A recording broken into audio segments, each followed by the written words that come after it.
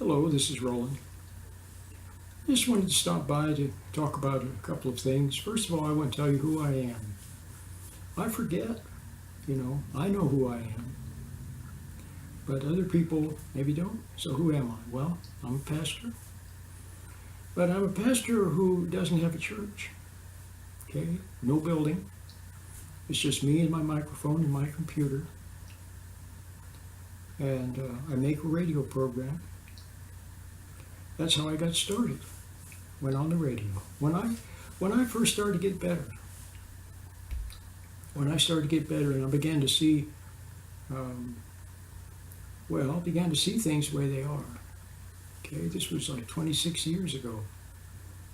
Right away, I wanted to begin to tell people about my wonderful discovery, about the meditation, and about the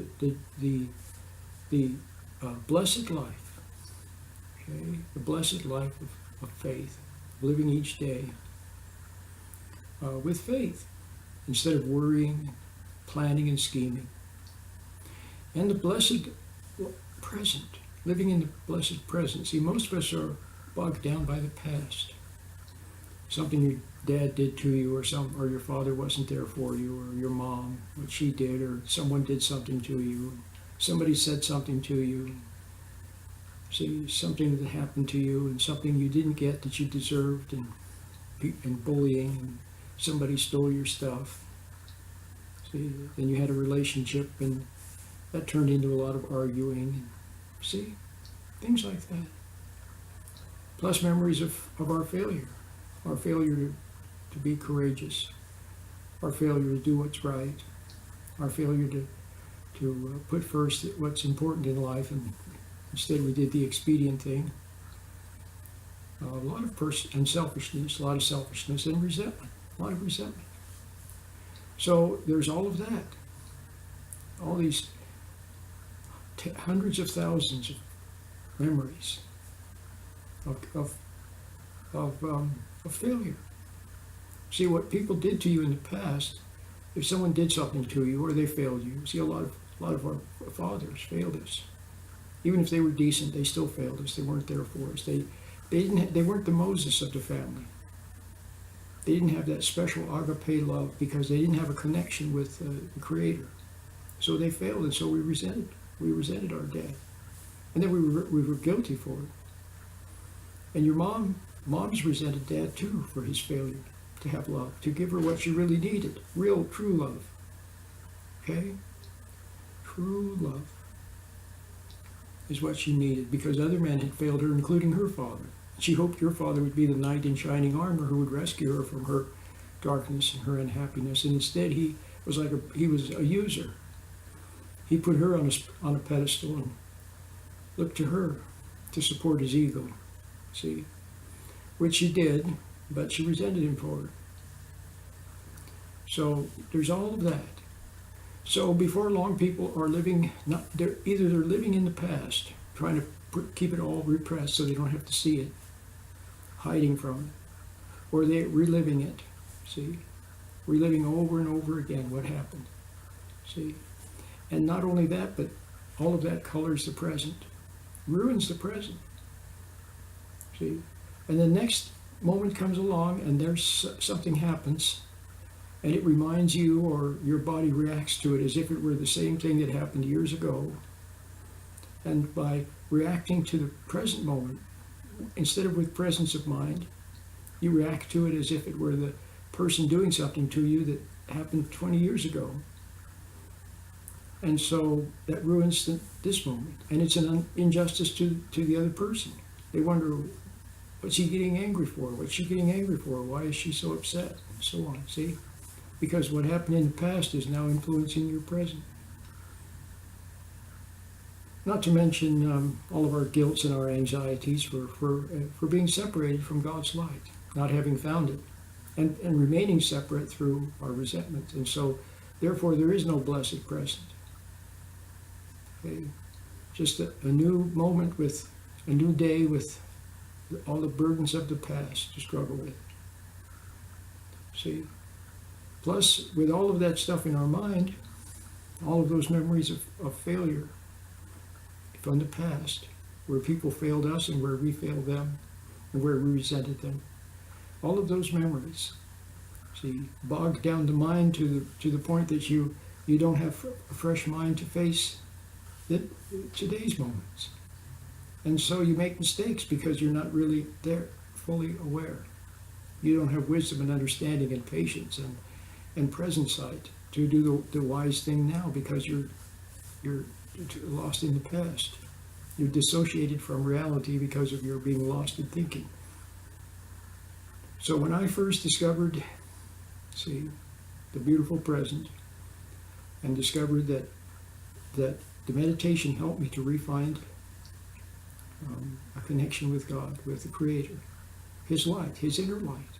And when I refound that connection and started to respond to the inner light, instead of responding using all of my emotions and life force responding to things on the outside, people, places, and things on the outside, when I began to respond to the inner light from God,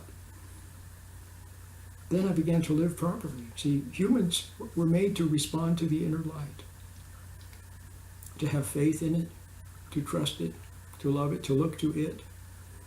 You could call it intuition too. But when I started to get better, then of course the first things that I had to look at were my own wrongs, which consisted mainly of resentment. The biggest thing, and selfishness and the other things too, but mainly resenting people in the past.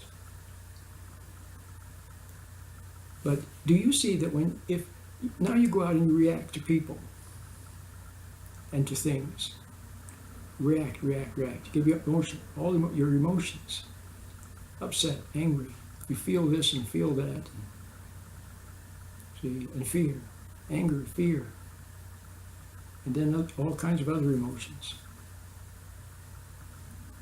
If you could put your emotions on idle, so you weren't using them always to respond to the outside, then you would calm down. And then you could begin responding to the within, the world within, the good within, the light within. And then the first thing you would undoubtedly see is your own wrongs, your own errors. And then the response to seeing your own error. See, if you're willing to see your error, which I was, then the first response is what? Sadness. You're sad about what you see about yourself. See, you regret your resentment, for example, that you resented your mom or your dad. You regret it. And you're sad about what you see. You realize you can't change yourself, but you're sorry in your heart. Now, those are good emotions. It's called repentance. Okay? Godly sorrow. In the light, you're repented by the light. You respond to the light with sorrow over what you see about yourself. And then God forgives you. And then you also see that God has forgiven you. You wake up one morning and you realize that God has forgiven you for your errors in the past. You didn't know any better. Yeah, you sort of knew better, but you also didn't know any better. See, you were just a lost sheep, just like everyone else. And way back, a long time ago, you were just a kid. You couldn't help the family you were born in, or that people were mean or cruel or failed you. You couldn't help it. And you were just a little ego, just a little kid. Your parents were supposed to protect you. See, instead, often they were the ones that traumatized you or failed you. See, so you responded with anger and resentment, just like everyone else. But now you're older, and you see, and now you regret that, and so you see all of that in the light, and you see that God forgives you, and you respond then with joy. See, joy to the fact, and you feel peace of mind. So that's the beginning. That's actually the beginning of salvation.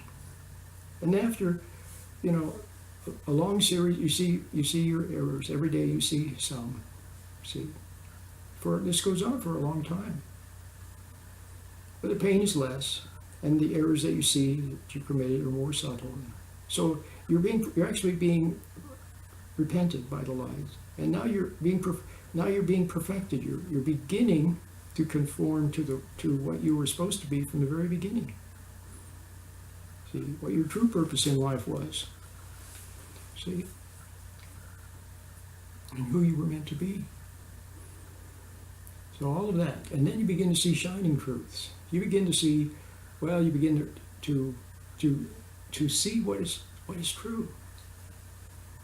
You open up the Bible one day, maybe to a chapter in the New Testament, something, and then you start reading, and all of a sudden you just see.